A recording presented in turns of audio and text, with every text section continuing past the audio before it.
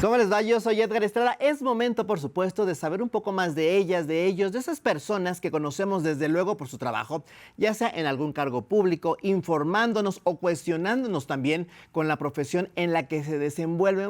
Vamos a conocer precisamente su lado B, esa otra cara de la moneda, desde luego.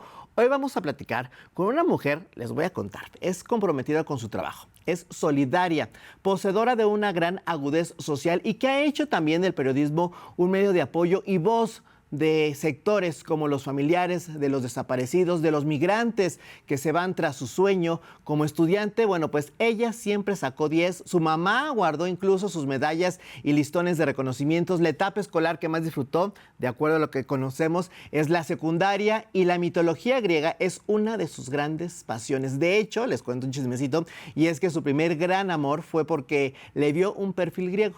Ella fue una de las pocas, y es una de las pocas mujeres periodistas que acompañó y dio voz, nombre también a las víctimas de la guerra de Calderón. Es la fundadora de la red de periodistas de A Pie, así es que demos la bienvenida, por supuesto, a Pie, a una gran periodista, Daniela Pastrana, periodista y directora de Pie de Página. ¿Cómo estás? Qué gusto recibirte aquí en Lado B.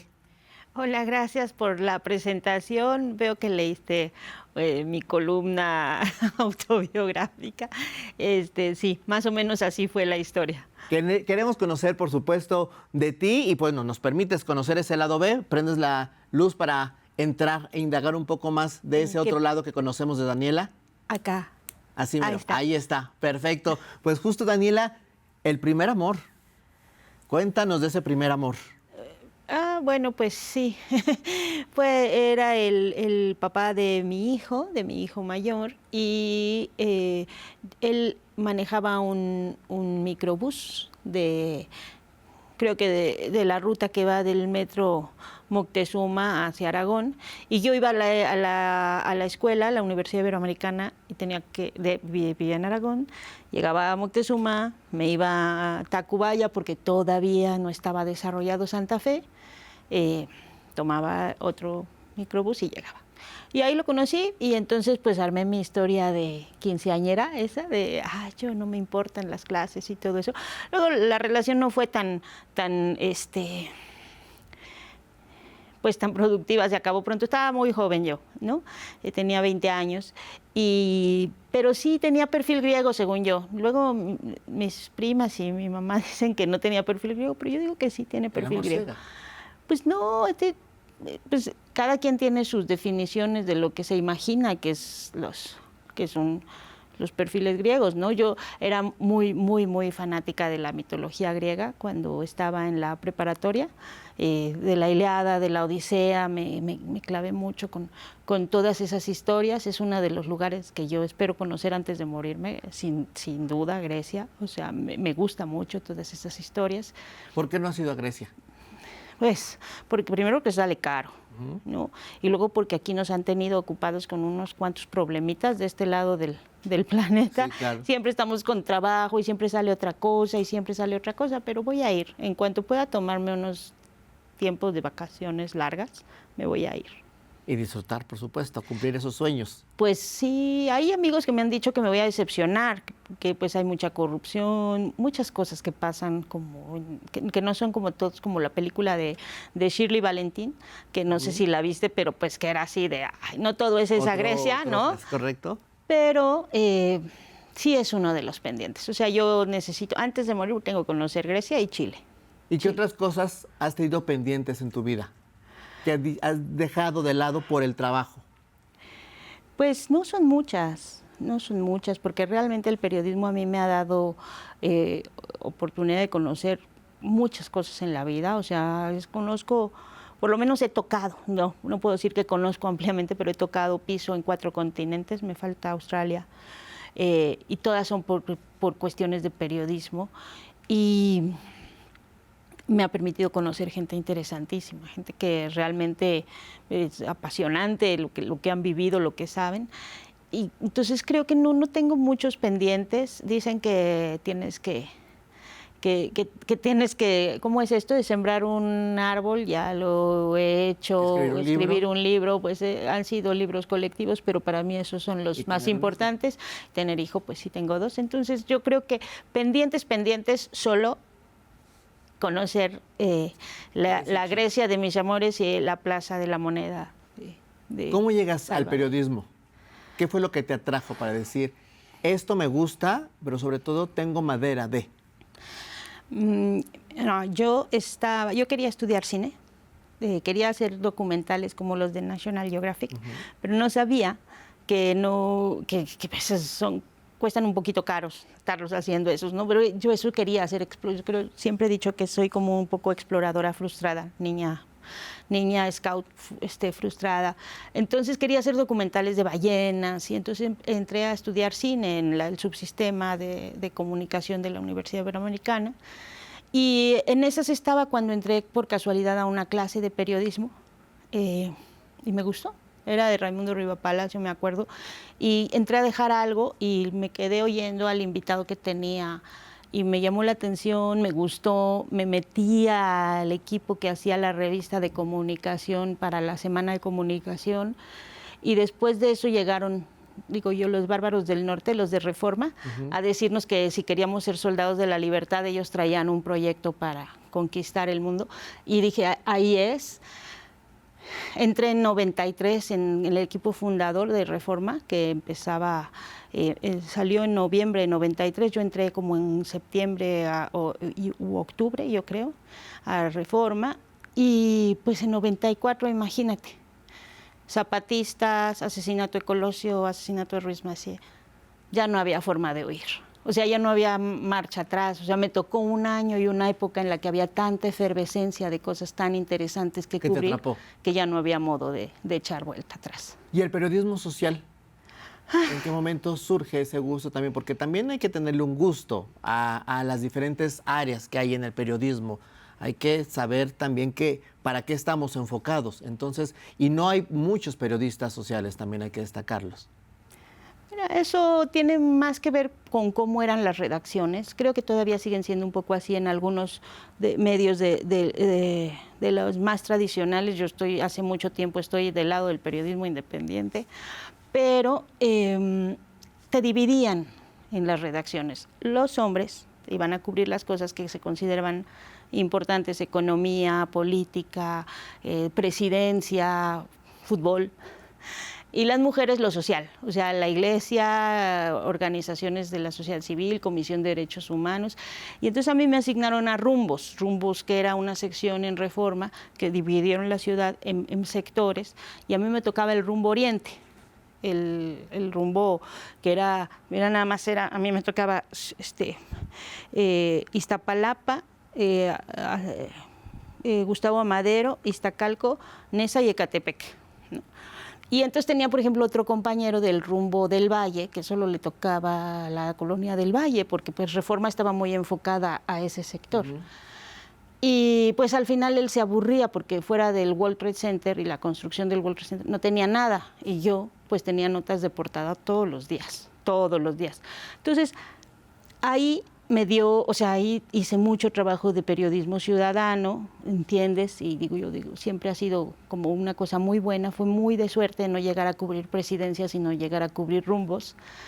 Y de hecho de ahí pues han surgido muchos otros periodistas que están haciendo un trabajo muy importante. Cecilia González en Argentina, Cintia Rodríguez, que hizo un libro de la gangreta italiana, gente que ha hecho un trabajo muy importante.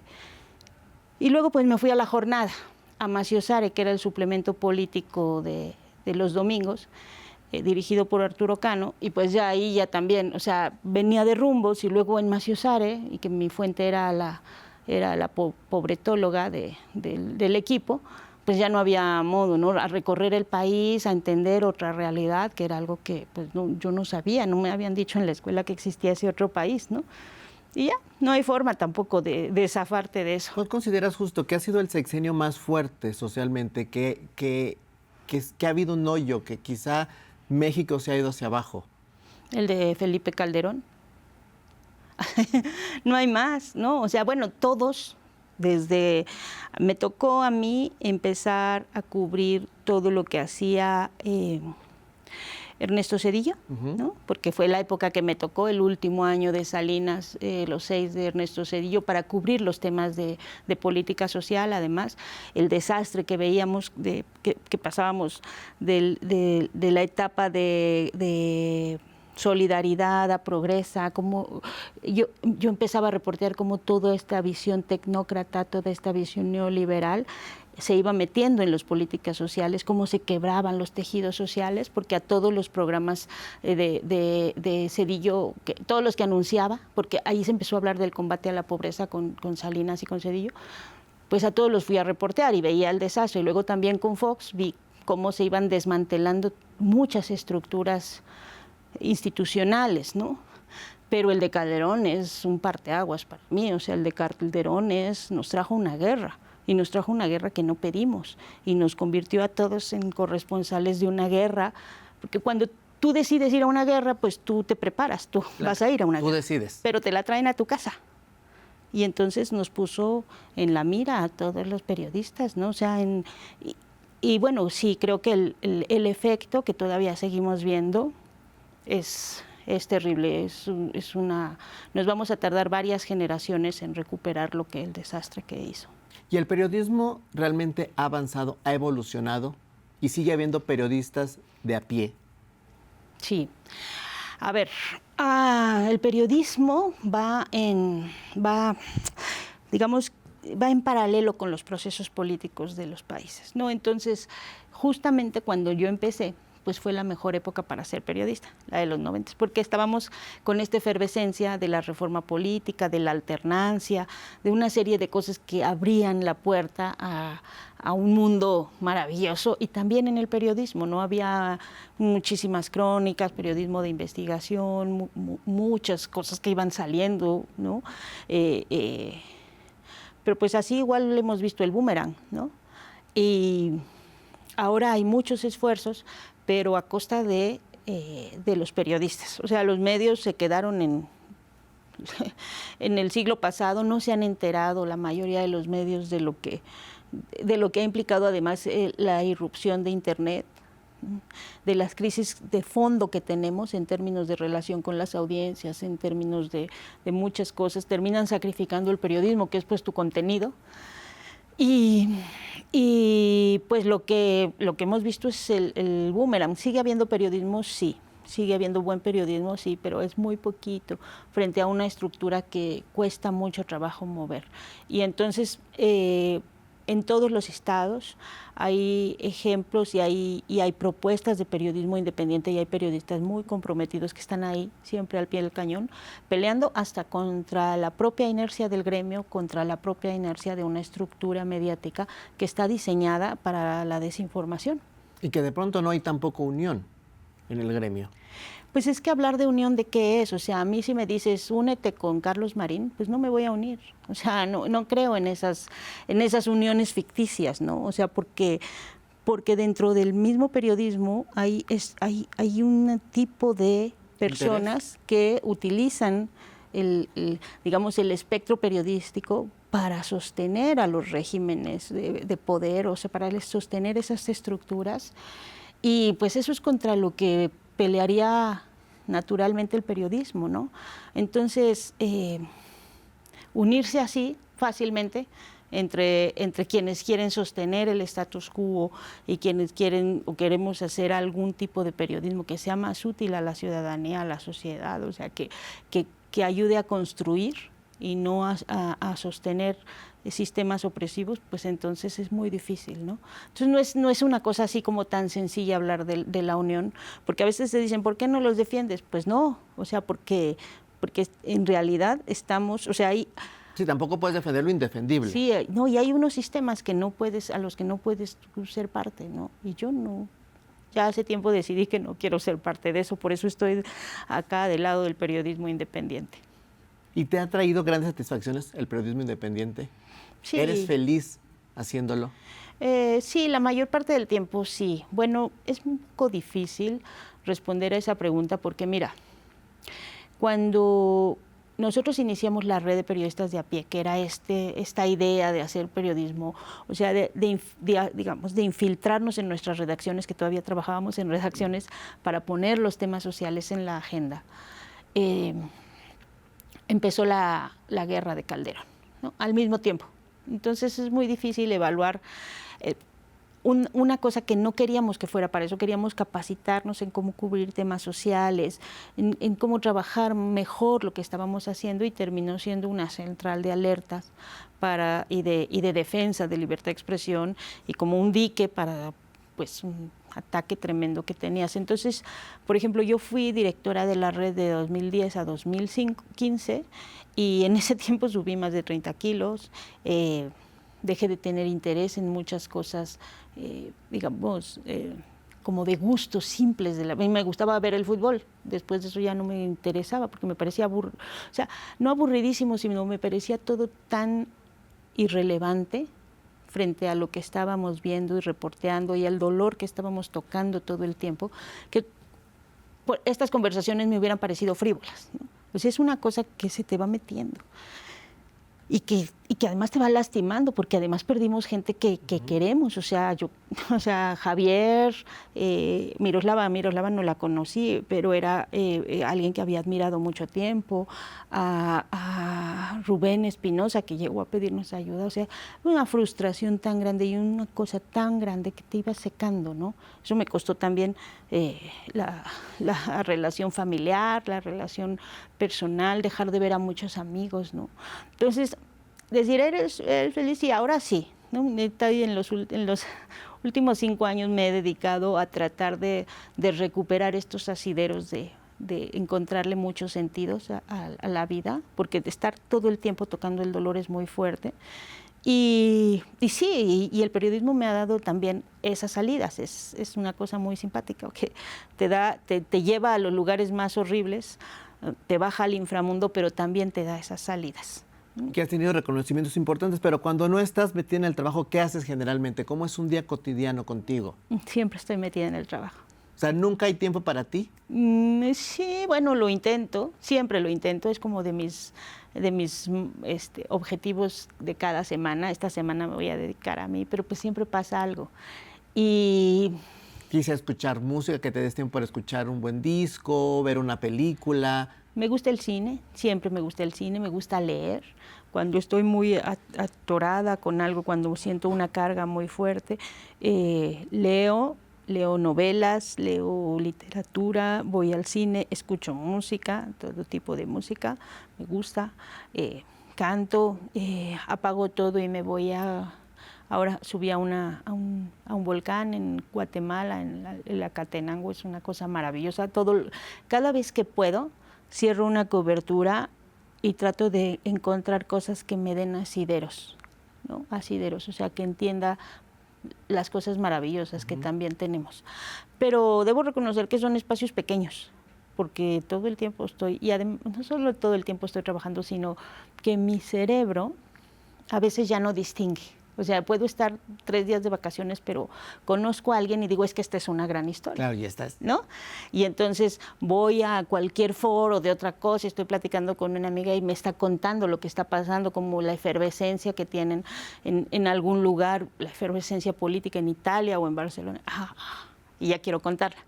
Porque es como una forma de vida el periodismo, ni siquiera es una cosa solo de trabajo. La parte de trabajo es la de hacer las cuentas y lo administrativo horrible. Sí, claro. Pero lo otro es una parte, forma ese es mi amor, o sea, es el amor de mi vida, diría Rosa Montero de la literatura, pues el mío es el periodismo. ¿Y cuáles son las últimas películas que has visto que nos recomiendes ver?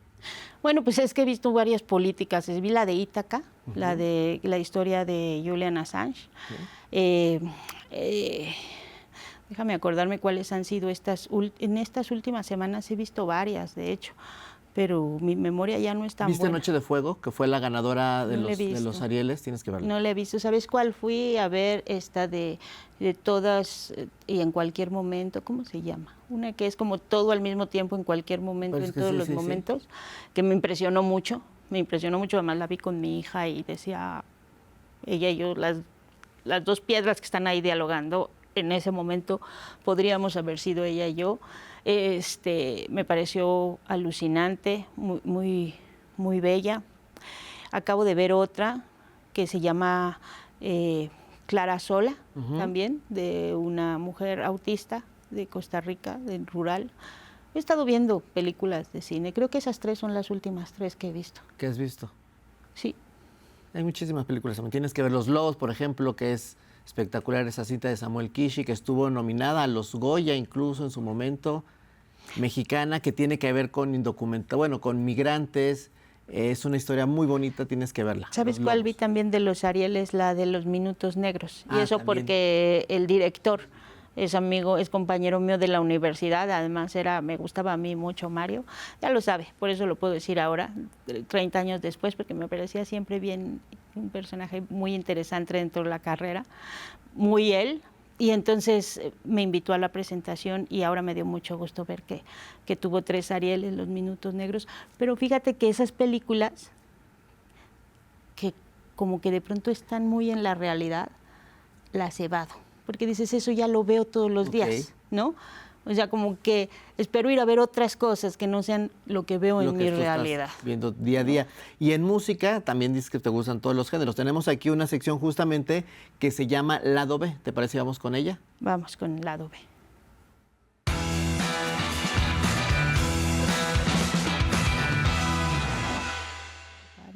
Y tenemos justamente el lado B, a ti que te encanta la música, y este disco que tengo, que seguramente ubicas los acetatos, es de Amalia Mendoza Latariacuri. Que bueno, pues la música mexicana le echa un sentimiento de esos que te ponen la piel chinita. Entonces tú nos dices qué lado de las preguntas quieres, ¿el lado A o el lado B? A ver, el lado A. Vámonos con esto. Y es justamente, de acuerdo a Amarga Navidad, que es una de las canciones de Amalia Mendoza Latariacuri, ¿has pasado alguna amarga Navidad? Sí, pero no tan amarga, poquito, ya por momentos. ¿Por qué? Porque yo, no sé, dice mi hija que soy muy Leo, entonces aunque los momentos de enojo, de frustración y de tristeza no me duran largo tiempo, siempre encuentro la forma de recuperarme. Entonces, la del año pasado fue difícil, tuve un año muy difícil, escribí una columna que decía que defendía el derecho a estar loca, como Juan, que no te digan, estás loca, sí, no necesito ser prudente todo el tiempo, también tengo derecho cuando estás siendo vapuleada por todos lados a ser irracional y loca como Juana la loca. Entonces fue difícil, pero tampoco tan difícil, porque ya a la hora de la cena, en mi casa siempre se han resuelto todas las cosas de 2 formas, con comida y con juego. Anda, eso es bueno. Entonces, tú haces una buena cena de Navidad y sacas las fichas del mayón, que es un juego chino que se juega mucho en mi casa, que soy niña, y pues ya, se arregla. Y o sea, una Navidad así que digas amarga, que esté llorando a las 12 de la noche, no. ¿Y tú cocinas en la Navidad? Sí, me gusta cocinar. Tengo poco tiempo para cocinar, pero me gusta y me parece además que es reivindicativo de las luchas feministas. Es decir, esto de que siempre te decían, ay, son argüenderas y que les gusta estar en el chisme. Y, pues sí, el mundo que nos enseñaron de los hombres, que de las guerras, de las competencias, de lo superejecutivo, no ha funcionado y no nos ha dado 2 respuestas más que la explotación. Probemos lo otro, que siempre digo, pues, la cocina es un espacio de poder, es un espacio de convivencia, es un espacio donde tú puedes convivir, platicar. Yo vengo de una familia muy matriarcal donde pues así se resolvía todo, como con las comidas todos los sábados y luego la mesa de juego. Y ya, y la consigna siempre era coman, luego pelean. Y pues así funciona. A comer rico. A comer rico. Hay que aprovechar. Y bueno, la otra pregunta es, de acuerdo a Échame a mí la culpa, que dice más o menos así, sabes mejor que nadie que me fallaste, que lo que prometiste se te olvidó. ¿Quién te ha fallado en sus promesas? Mucha gente, y no quisiera personalizar, porque yo creo que todos fallamos. O sea, sí me han fallado, pero yo también he fallado y hay que corresponsabilizarnos de las relaciones que tenemos. Entonces sí, pues hay mucha gente que en un inicio te dice vamos a hacer esto y luego te das cuenta que no es tan fácil porque las convivencias humanas están cruzadas por muchas cosas y en estas épocas hipercapitalistas donde nunca hay tiempo para nada, donde nunca, que están rotas las relaciones en muchos sentidos, pues ¿quién no le falla a quién? Complicado también. Y bueno, finalmente, de acuerdo a la canción Puñalada Trapera, que dice: si me engañabas con tu labia traicionera, la puñalada que me diste fue trapera, de esa se salva quien no tiene corazón. ¿Quién de los políticos es bueno para dar puñaladas traperas? Todos, ¿no? ¿Todos? O sea, ¿de plano? pues yo no sé, o sea, me parece tan difícil encontrar políticos que no terminen generando cierta decepción. Digo, claro, sí hay. No quiero generalizar porque claro que debe haber algunos muy consecuentes. Yo en la vida he conocido a muchos que son muy consecuentes, pero como que cada vez son menos. Ahorita entre los que están, si me dices, en los que están activos, entre legisladores, en las cámaras, en los partidos, me cuesta mucho trabajo pensar en alguien que yo pudiera ser amiga o tener una, o sea, que dijeras, ay, quisiera hablarle y ponerme a platicar, como en algún momento sí tenía porque tenían historias pues muy interesantes o había cosas que tú podías aprender de muchos de esos políticos. Ahora cada vez me cuesta más trabajo decir con quién podría sentirme así emocionada de ir y platicar aquí en México, ¿no? Hay otros lugares donde pues sí, o sea, soñaría con platicar con Pepe Mujica, ¿no? O sea, con algunos personajes así, con Petro, ahora también con no sé si con Boric, pero bueno, sí, con varios, ¿no? Pero de en los México que están. sí está complicada la En situación. México sí, me gustaría algún día tener una conversación con el presidente sobre los temas históricos, porque tenemos ahí diferencias que pues no son cosas que puedas estar exponiendo en una conferencia de prensa. Y digo, sí, sé que hay quienes lo hacen, pero no son para eso las conferencias. Pero hay temas en los que me gustaría mucho hablar sobre su visión que tiene por ejemplo, de cosas que pasaron en la Revolución, en la Constitución, que yo tengo mis diferencias, no tengo mi propia historia Otros familiar. datos. Tengo otros datos. Justamente vámonos con esta última sección, ¿te parece? Que se llama Palabras Netas aquí en la Adobe. A ver.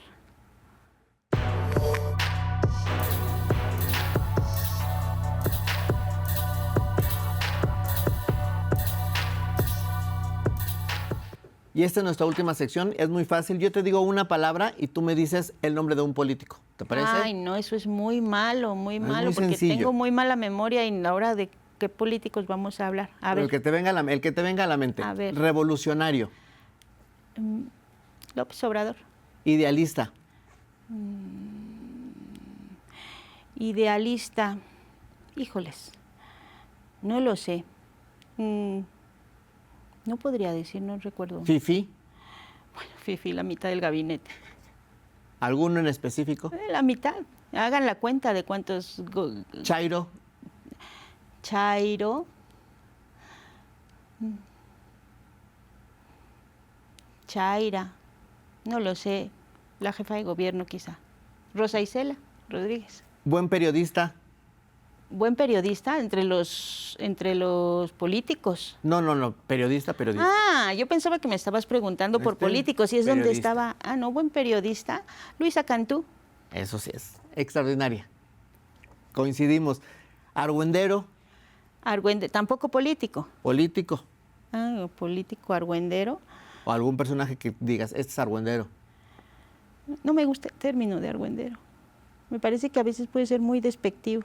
Chapulín. Chapulín son los que se cambian de un partido al otro. Exacto. Pues hay varios ahorita, ¿no? De que se pasaron. Bueno, ay no, es que no debo decir esas cosas porque luego tengo que ir a preguntarles, pero diría que Álvarez y Casa. Podría ser. Y finalmente vámonos con un buen líder. Un buen líder. ¿Por qué me ponen preguntas tan difíciles? No lo sé. Está todo muy centralizado ahorita y no quiero volver a decir que López Obrador, pero creo que él es un buen líder. Buen líder. Pues muchas gracias por estar con nosotros y compartirnos tu lado B, definitivamente. Bienvenida cuando quieras aquí a La Octava. Daniela Pastrana, muchas gracias. Al contrario, no, muchas gracias. Y me voy a poner a estudiar más esas cosas, porque la verdad es que ahorita no tengo muy claro quiénes son los políticos y está muy difícil encontrar distintas, es que están muy invisibilizados, ¿no? Sí, ya. O sea, ya no sabe Ya no uno ni sabes qué ni para piensan. cuál. Exacto. Pero bueno, lo voy a pensar para la siguiente. Pero muchas gracias, Daniela Pastrana, por estar con nosotros aquí en Lado B y gracias a ustedes también por su atención.